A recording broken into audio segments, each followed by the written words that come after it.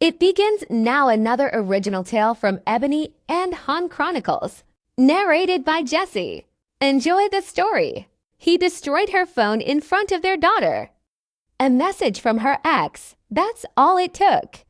For 2 years, he had given her nothing but silence. Cold dinners, empty beds, a wedding ring that felt like a prison. But the moment another man's name appeared on her screen, the billionaire who never raised his voice shattered. His 6-year-old daughter watched everything, and she's been keeping a secret. A secret that will force him to face the man he became. Because jealousy doesn't prove love, it proves fear. And she's about to show him what he's really afraid of losing. The kitchen was silent except for the hum of the refrigerator. Maya stood at the counter, slicing strawberries for Lily's lunch. The morning light came through the tall windows of their Tribeca penthouse, soft and golden, but it didn't reach the spaces between them. Ethan sat at the breakfast table in a charcoal suit, scrolling through his tablet. His coffee had gone cold. He hadn't looked at her once. This was their routine. Silence as a language, distance as a choice. Maya had stopped trying to translate it years ago. "Mommy, can I have the strawberries shaped like stars?" Lily's voice broke through, bright and hopeful. Maya smiled. "Of course, sweetheart." She pulled out the small star-shaped cutter, the one Lily loved, and pressed it into the fruit. Each star felt like a small rebellion, something soft, in a house made of steel. Ethan's phone buzzed. He glanced at it, typed something back, and returned to his tablet. Maya's phone, charging on the counter, lit up, a text message. Lily, sitting at the table with her coloring book, saw it first. Her small hand froze mid-crayon. Ethan's eyes flicked to the screen. Asterisk, asterisk from Marcus asterisk, asterisk, asterisk, I saw your exhibit opening announcement. I'm proud of you. You always had a gift for making people see beauty. Asterisk, the air in the kitchen changed. Maya didn't notice at first. She was focused on the strawberries, on Lily's lunch, on the small moments that still felt like hers. But then she heard it. The scrape of a chair against marble. Ethan stood slowly. His expression hadn't changed, but something in his posture had. Something sharp, something controlled. Who's Marcus? His voice was calm, too calm. Maya turned, confused. What? Your phone? Who's Marcus? Her stomach dropped. She wiped her hands on a towel and reached for her phone, but Ethan was faster. He picked it up. Read the message. His jaw tightened. Ethan, your ex. It wasn't a question. Maya's breath caught. It's nothing. He just saw the museum announcement. It's nothing. The word came out like a blade. Lily stopped coloring. Ethan's hand tightened around the phone. For a moment, Maya thought he would throw it, but he didn't. He placed it down on the counter, slowly, deliberately, and then he left. No explanation, no apology, just silence. The front door closed with a soft click that felt louder than a slam. Maya stood frozen, her hands still damp from washing strawberries, her heart racing. Lily slid off her chair and walked over to her mother. She didn't say anything. She just held Maya's hand. And in that moment, Maya realized her daughter had been watching for a long time. Later that evening, Ethan didn't come home. Maya put Lily to bed, read her 2 stories, kissed her forehead, and sat in the dark for an hour, waiting. He finally walked in at 11. His tie was loosened. His expression unreadable. Where were you? Maya asked quietly, working. You didn't answer my calls. I was busy. Ethan, we need to talk about. There's nothing to talk about. He walked past her, into his office, and closed the door. Maya stood in the hallway, her chest tight, her hands shaking. She had spent 2 years learning how to live with his silence, but this wasn't silence. This was something else, something colder. Upstairs, Lily lay in bed, wide awake. She had heard her father come home. She had heard the door close. She knew what that meant. Lily wasn't like other 6-year-olds. She noticed things. She felt things. She knew her father didn't smile at her mother anymore. She knew her mother cried in the bathroom sometimes, with the water running so no one would hear. And she knew that today, something had broken. Lily reached under her pillow and pulled out a small notebook. It was pink, with a unicorn on the cover. Inside, in careful handwriting, were words she had been writing for weeks. Asterisk things Daddy doesn't know I see. Asterisk she opened to a new page and wrote, asterisk today, Daddy got angry about a message. Mommy looked scared. I think Daddy forgot how to love Mommy. I think I need to remind him. Asterisk she closed the notebook and tucked it back under her pillow. Tomorrow, she would start her plan. The next morning, Ethan left before Maya woke up. He had meetings in Midtown, a merger negotiation, a press briefing. He told himself he didn't have time to think about the message. But he did. All morning, he thought about it. Asterisk Marcus. Asterisk the name felt like a wound. Ethan had never asked Maya about her past. He didn't want to know. Knowing meant vulnerability. Knowing meant admitting she had a life before him. But now he couldn't stop. During his lunch break, he opened his laptop and searched asterisk Marcus Hayes, cultural critic. New York Times, asterisk the man's face appeared on the screen, tall, confident, smiling. Everything Ethan wasn't. He closed the laptop, told himself it didn't matter. But his hands were shaking. That evening, Ethan came home early. Maya was in the living room, helping Lily with a puzzle, Daddy. Lily ran to him, her small arms wrapping around his legs. He froze. For a moment, he didn't know what to do. Then, slowly, he placed a hand on her head. Hi, Lily. His voice was softer than it had been in months. Lily looked up at him with those wide, knowing eyes. Daddy, can we play a game? I have work, please. Something in her voice stopped him. He glanced at Maya, who was watching quietly from the couch. Okay, he said, finally. What game? Lily grinned. Hide and seek.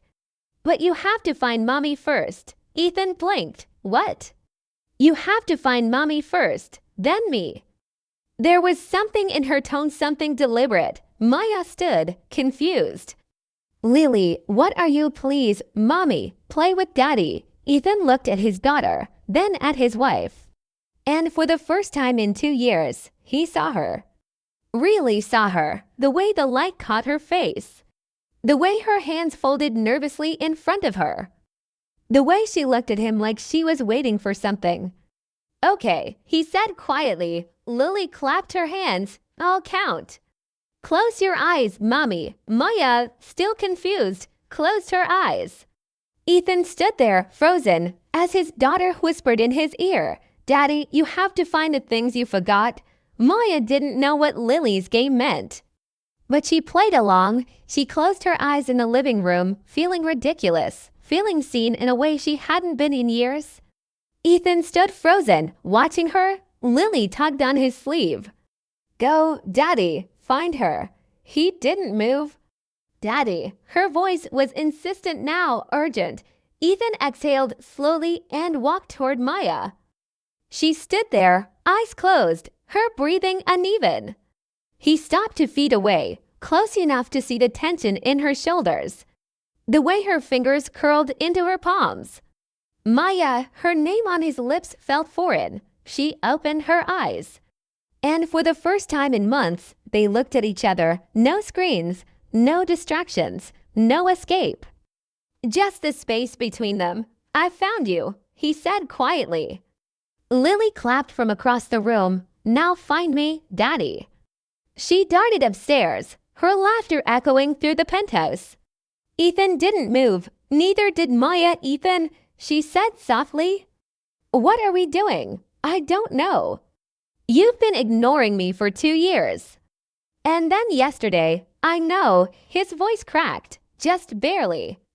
Maya's breath caught. You can't just react when someone else notices me. You can only see me when you're afraid of losing me. I'm not afraid of losing you. Then what are you afraid of? He didn't answer. Upstairs, Lily called out, "Daddy, I'm hiding." Ethan turned and walked toward the stairs. Maya stayed in the living room, her hands trembling, her heart pounding. She didn't know if he was running away or finally running toward something. Ethan found Lily in her bedroom, hiding behind the curtains. Her small feet were visible beneath the fabric. "Found you," he said. She giggled and stepped out. "Daddy, do you know what you found?" He frowned. "You know." Her voice was serious now. "You found Mommy, but you didn't really look." Ethan crouched down to her level. "Lily, what are you talking about?" She reached into her pocket and pulled out a folded piece of paper. "I drew this for you." He unfolded it. It was a crayon drawing, 3 stick figures. One tall, one medium, one small. The tall figure and the small figure were holding hands. The medium figure stood alone, far away. Ethan's throat tightened. "Lily, you don't hold Mommy's hand anymore," she said quietly. "You used to." "I remember." He stared at the drawing, his chest heavy. "I'm sorry, sweetheart. Daddy's been busy."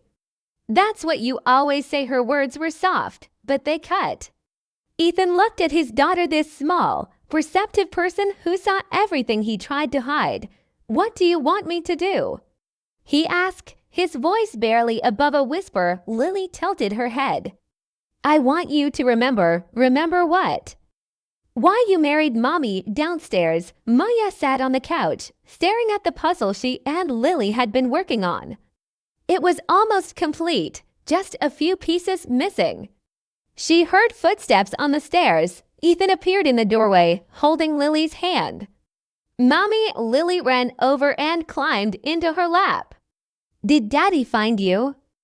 Maya looked at Ethan, confused. He didn't answer. Instead, he crossed the room and sat down beside her. Not close, but closer than he'd been in months. Lily wiggled between them, grinning. "Now we're all together." Maya's chest ached. Ethan stared at the puzzle. "What's missing?" Maya glanced down. "Just a few pieces." He reached for one and placed it in the empty space. Then another. His hands were steady, but his breathing wasn't. Lily watched, her small face thoughtful. When the last piece was placed, she clapped. "We did it." Ethan looked at the completed image, a garden, full of flowers, bright and alive. "We did," he said quietly. Maya didn't say anything, but when Lily fell asleep between them an hour later, Maya's hand was resting on the couch cushion. And Ethan's was inches away, not touching, not yet, but close. The next morning, Ethan woke up before dawn. He had barely slept. He kept thinking about Lily's drawing, about the space between the figures, about the message from Marcus, about the jealousy that had burned through him like acid. He got out of bed and walked to his office, opened his laptop, searched for Marcus Hayes again. This time, he clicked on an article the man had written. Asterisk the language of silence, how we lose each other in plain sight. Asterisk Ethan read every word. It was about art, about interpretation, about how people stop seeing each other when they stop asking questions. He closed the laptop, leaned back in his chair. And for the first time, he admitted something to himself. He hadn't just ignored Maya, he had erased her. That evening, Ethan came home early again. Maya was in the kitchen, making dinner. Lily was at the table, coloring. He stood in the doorway, watching them. "Ethan," Maya turned, surprised. "You're home." "I am." He walked over to the table and sat down across from Lily. "Can I color with you?" Lily's eyes went wide. "Really, really." She handed him a crayon. They colored in silence for a few minutes. Then Lily said, "Daddy, do you know what Mommy's favorite color is?" Ethan paused. He didn't know. Lily smiled sadly. It's yellow, like the sun. Ethan looked at Maya, who was stirring something on the stove, her back to them. I didn't know that, he said quietly. You used to, Lily said. You gave her yellow flowers on your wedding day. Ethan's hand froze mid-crayon. He had forgotten so much. That night, after Lily went to bed, Ethan found Maya on the balcony. She was staring out at the city, her arms wrapped around herself. He stepped outside. Maya, she didn't turn. I'm sorry, her shoulders tensed.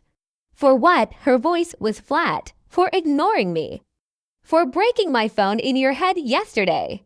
For only noticing me when someone else did. For all of it, she finally turned to face him. Her eyes were tired. Sad Ethan, I don't know what you want from me anymore. He stopped, swallowed. I want to try. Try what? To remember. She stared at him, searching his face. I don't know if I believe you. I know. The silence between them stretched. Then, quietly, Ethan said, Your favorite color is yellow. Maya blinked. You used to light up when you talked about the sun. About warmth. About the way gold looks in old paintings. Her breath caught. I forgot that, he continued. I forgot a lot of things, but Lily remembers. And she's trying to teach me. Tears welled in Maya's eyes. Ethan, I don't know how to fix this, he said. But I want to try. If you'll let me. She looked at him for a long moment. Then finally she nodded. Just once, but it was enough. The next 2 weeks were strange, not easy, but different. Ethan started coming home earlier. He asked Maya about her day. He sat with Lily during dinner, small things. But for Maya, they felt monumental. She didn't trust it yet, but she wanted to. One evening, Lily came into the living room holding something behind her back. Mommy, Daddy, I found something. Maya looked up from her laptop. Ethan set down his phone. What is it, sweetheart? Maya asked. Lily pulled out a photograph. It was old, slightly faded. Maya's breath caught. It was their wedding photo. She and Ethan stood together on the steps of the courthouse, her in a simple white dress, him in a dark suit. They were smiling, really smiling. His arm was around her waist. Her hand rested on his chest. They looked happy. Ethan stared at the photo, his jaw tight. Where did you find this? Maya asked softly. In Daddy's office. In a drawer, hidden, not displayed, not framed, just tucked away. Maya's chest tightened. Ethan stood abruptly. Lily, you shouldn't go through my things. His tone was sharp. Lily's face fell. Ethan, Maya said quietly. He looked at her, then at his daughter, then back at the photo. I'm sorry, he said, softer now. I didn't know you still had that. Why wouldn't I? Maya asked. He didn't answer. Lily walked over to him and held out the photo. Daddy, you look happy here. Why don't you look like this anymore? Ethan took the photo with shaking hands.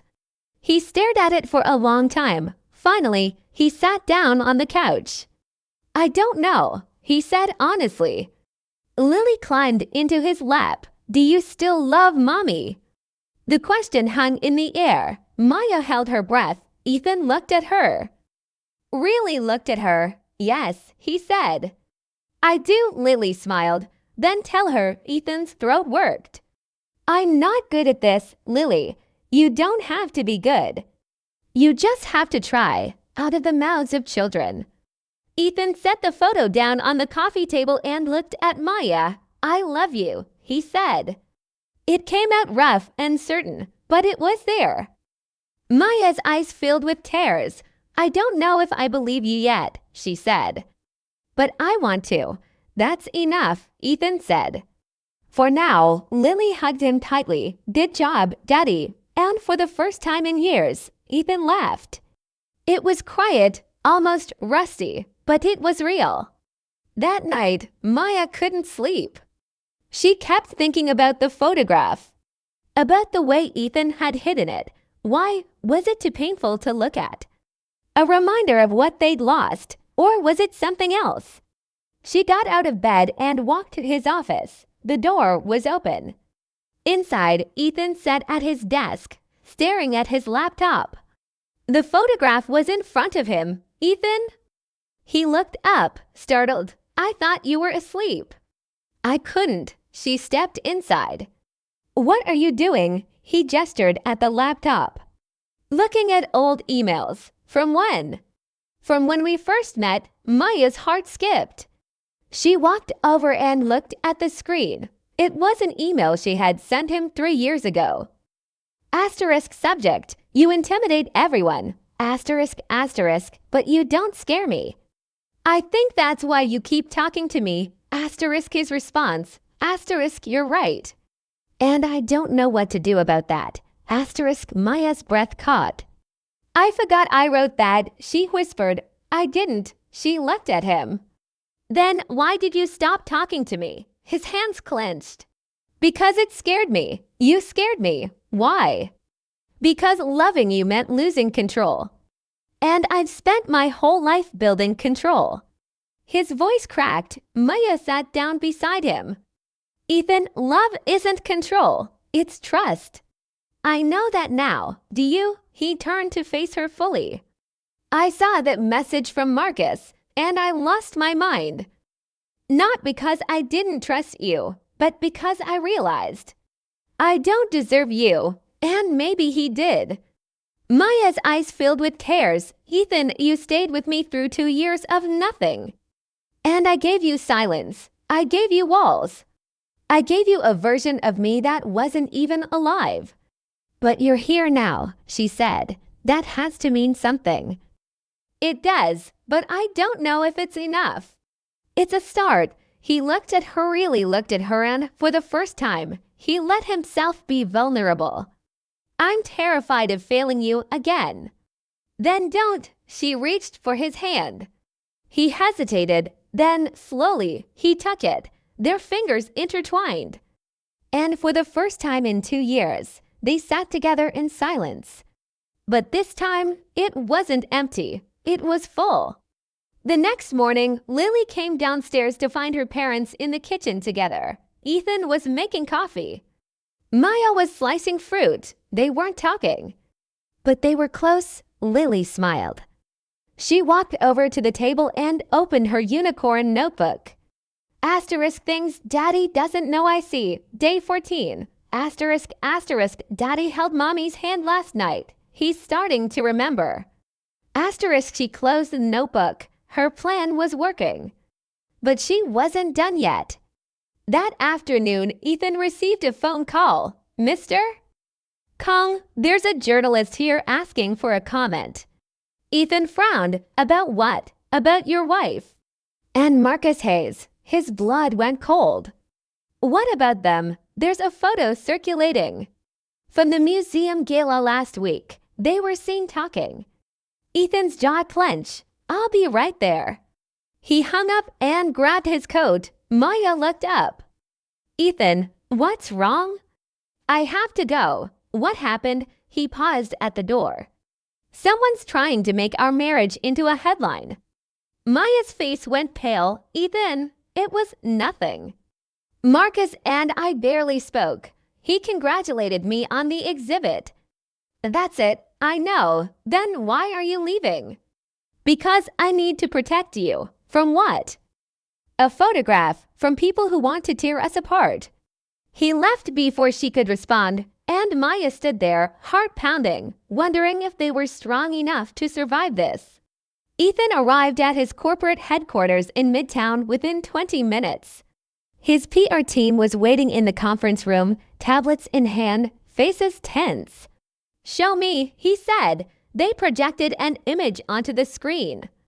It was Maya at the museum gala, standing near a sculpture. Marcus Hayes beside her. They were talking, smiling. It looked innocent. But the headline beneath it wasn't. Asterisk asterisk billionaire's wife reconnects with ex, trouble in paradise. Asterisk, asterisk, Ethan's hands curled into fists. When was this published? 30 minutes ago. It's already trending on social media. He exhaled slowly, forcing himself to stay calm. Issue a statement. My wife attended a professional event. Mr. Hayes is a colleague in the arts community.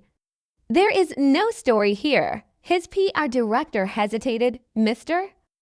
Kong, the photo is already being shared widely. A simple denial might not be enough. Then what do you suggest? A joint appearance. You and Mrs. Kong show unity. Show strength. Ethan's jaw tightened. A performance. That's what they wanted. But Maya wasn't a prop, and their marriage wasn't a brand. No, he said, Mr. Kong. I said no. Issue the statement, nothing more. He left the conference room before they could argue. In the elevator, alone, he leaned against the wall and closed his eyes. He had spent 2 years building walls around himself.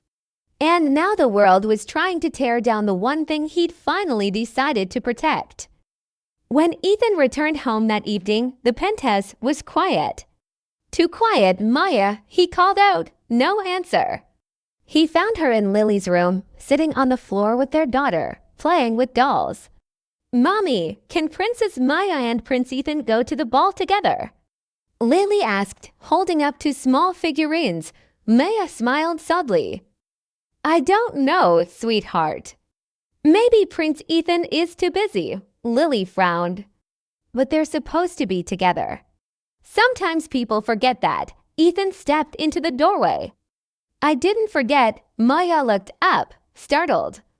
Lily jumped to her feet. Daddy, you're home. I am. He crouched down. And I think Prince Ethan should definitely go to the ball with Princess Maya. Lily beamed. Really, really? He looked at Maya, who was watching him with guarded eyes.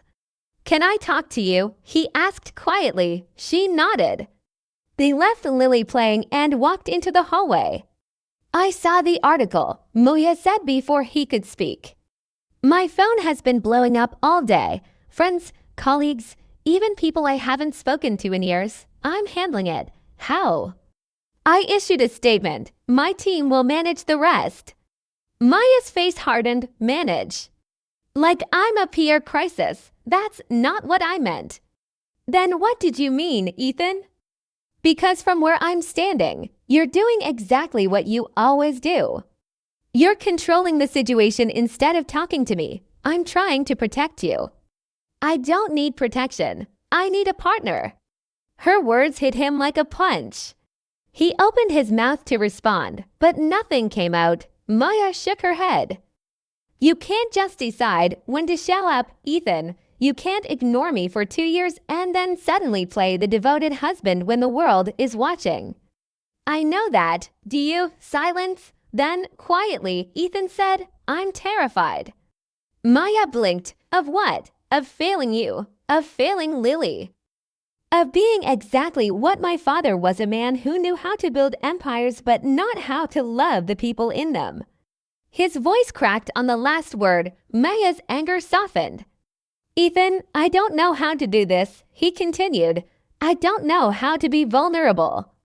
I don't know how to let people in without feeling like I'm losing myself. Then learn. I'm trying. Try harder. She turned and walked back into Lily's room, leaving him standing in the hallway, alone. That night, Ethan couldn't sleep. He lay in bed, staring at the ceiling, replaying Maya's words. Asterisk, I need a partner. Asterisk, he had never thought of himself that way. He thought of himself as a provider, a protector, a man who solved problems, but Maya didn't need him to solve her. She needed him to see her. At 2 a.m., he got out of bed and walked to Lily's room. She was asleep, her unicorn notebook on the nightstand. He picked it up carefully and opened it. Inside were pages of her careful handwriting. Asterisk day 1, Daddy didn't look at Mommy at breakfast. Asterisk day 5, Mommy cried in the bathroom. Asterisk day 10, Daddy smiled at me but not at Mommy. Day 14. Daddy held Mommy's hand. He's starting to remember. Ethan's throat tightened. His daughter had been documenting his failures.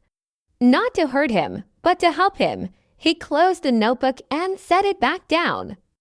Then he walked to the guest room, where Maya had been sleeping for the past year. He knocked softly. Maya, no answer. He opened the door. She was awake, sitting by the window, looking out at the city. I read Lily's notebook, he said. She turned, surprised. Ethan, she's been watching us, watching me. She wrote down every time I failed you. Maya's eyes filled with tears. I don't want her to have to do that anymore, he continued. I don't want her to grow up thinking love looks like silence, then show her what it looks like. I don't know how. Yes, you do. You just have to stop being afraid. He crossed the room and sat down beside her.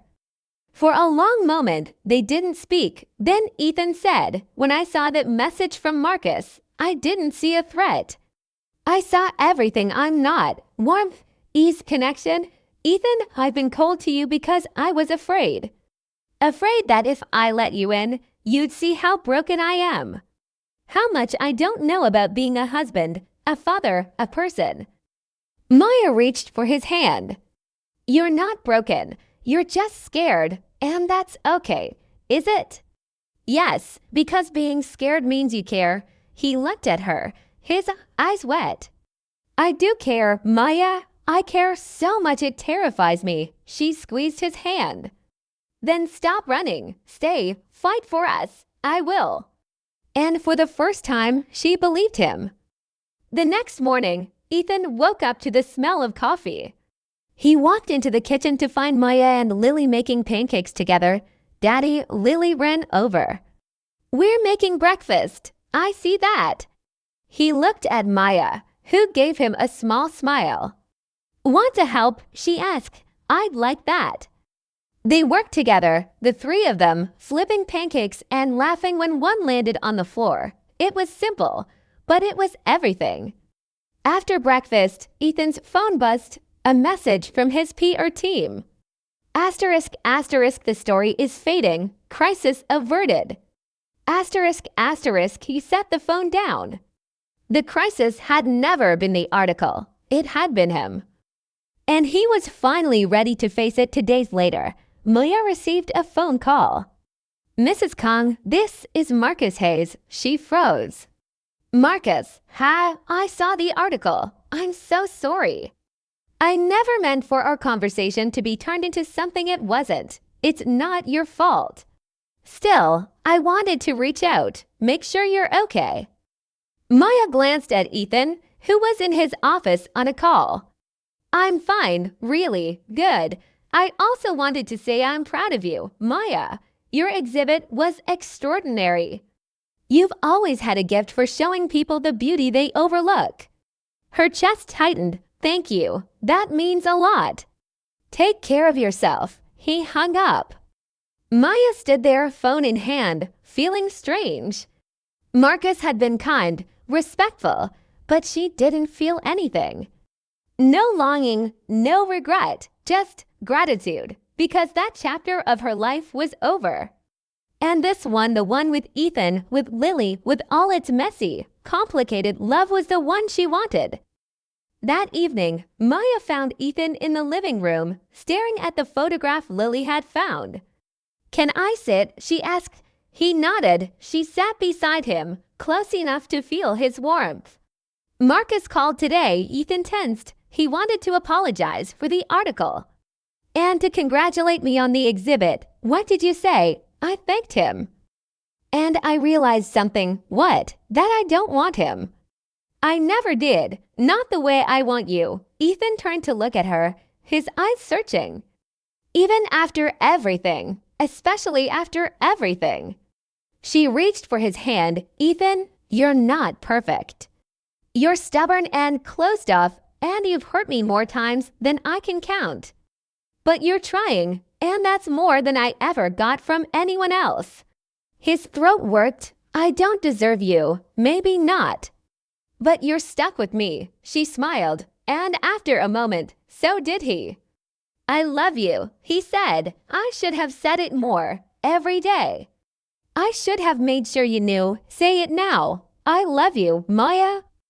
I love your strength, your kindness, the way you see the world. The way you see me, even when I can't see myself. Tears slipped down her cheeks. I love you too, even when you make it hard. He pulled her into his arms, and she let herself melt into him.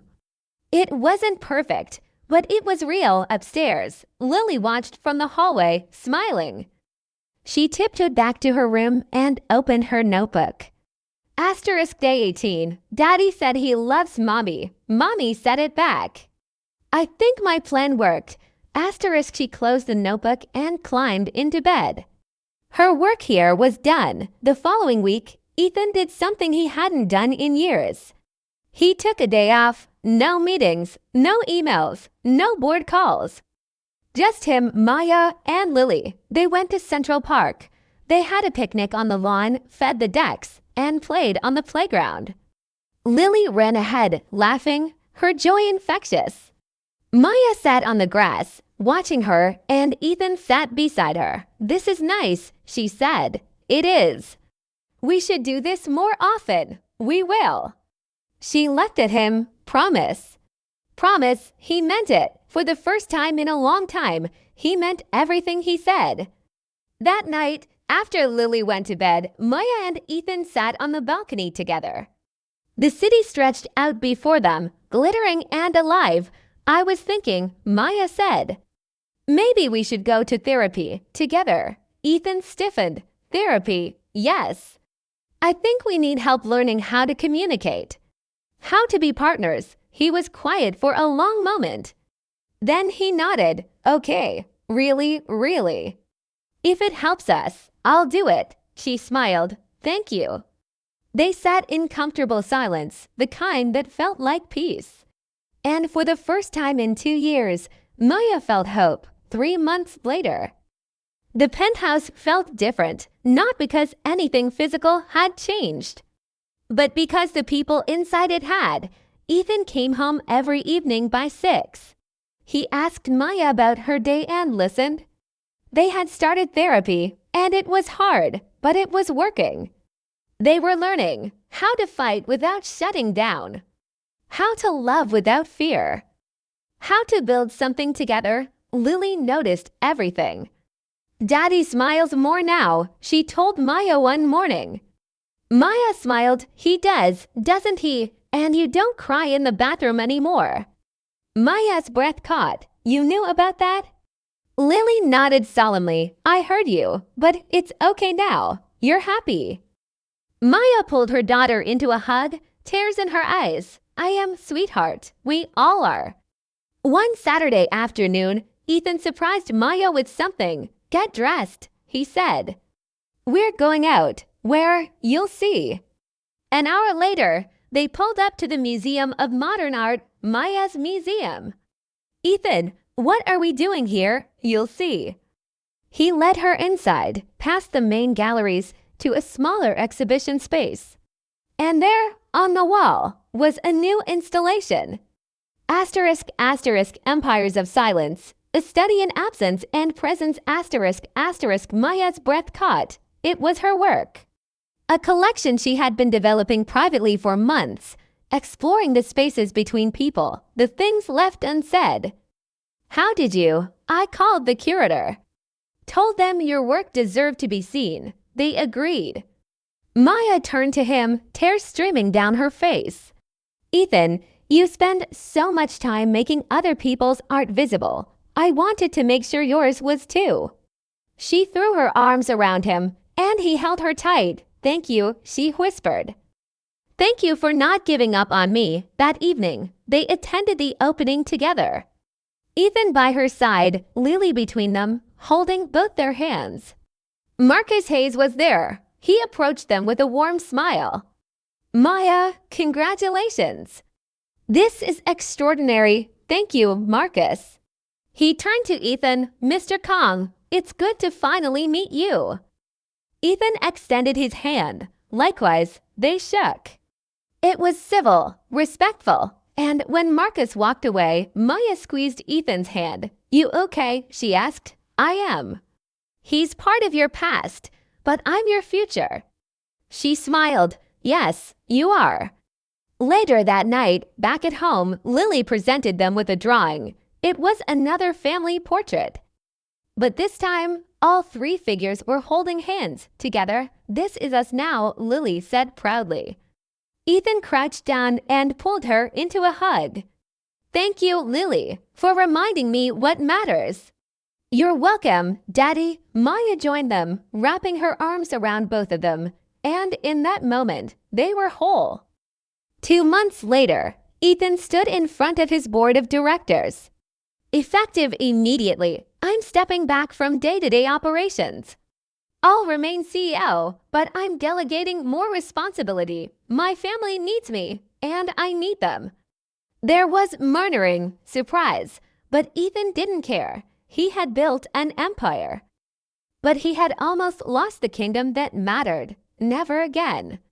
On their 3rd wedding anniversary, Ethan took Maya back to the courthouse where they had married, just the two of them. Lily was with Ethan's mother, who had slowly begun to accept Maya to see the way her son had changed. "Why are we here?" Maya asked. Ethan pulled out a small box. Inside were 2 new rings, simple, gold, engraved with a single word, asterisk remember. "Asterisk, I want to renew our vows," he said. "Not because the first ones didn't matter, but because I want to make new promises. Ones I know I can keep." Maya's eyes filled with tears. "Ethan, I promise to see you every day, to listen, to show up, to fight for us, even when it's hard." "Especially when it's hard." She took the ring, her hands shaking. "I promise to be patient, to forgive, to believe in us, even when you forget to." They slipped the rings onto each other's fingers. And then, under the same sky where they had first said "I do," they kissed. Not as strangers learning to love, but as partners who had fought their way back to each other. That night, they picked up Lily and went home. The 3 of them sat on the living room floor, eating takeout pizza and laughing. "Daddy, can we play hide and seek?" Lily asked. Ethan smiled. "Sure, but this time, I'll hide, okay." Count to 20. Lily covered her eyes. Ethan stood and looked at Maya. She smiled at him. And he realized something. He wasn't hiding anymore. Not from his feelings, not from his family, not from the man he wanted to be. He was here, present, alive, ready or not. "Here I come." Lily called. She ran through the penthouse, giggling, searching. And Ethan didn't hide. He stood in the middle of the living room, waiting. When Lily found him, she laughed. "Daddy, you're supposed to hide." "I know," he said, scooping her up, "but I don't want to anymore." Maya walked over, and he pulled her into his arms too. The 3 of them stood there, holding each other, a family, imperfect, real, whole. And in that moment, Ethan understood what Lily had been trying to teach him all along. Love isn't about control. It's about presence. It's about showing up, even when you're scared. It's about choosing, every single day, to stay. And he would for them, for himself, forever. Asterisk, asterisk, epilogue. 1 year later, asterisk, asterisk, Lily stood in front of her 2nd grade class, holding her unicorn notebook. "This is my family journal," she said proudly. "I wrote it when my daddy forgot how to love my mommy. But he remembered, and now we're happy." Her teacher smiled. "That's a beautiful story, Lily. It's not a story, it's real." And it was. At home, Maya and Ethan sat together on the couch, reading. His hand rested on hers. She leaned into him. Outside, the sun set over the city, painting the sky in shades of gold. Yellow, Maya's favorite color. The color of hope, the color of new beginnings. And in the Kang household, every day was a new beginning. Every day was a choice, to remember, to love, to stay.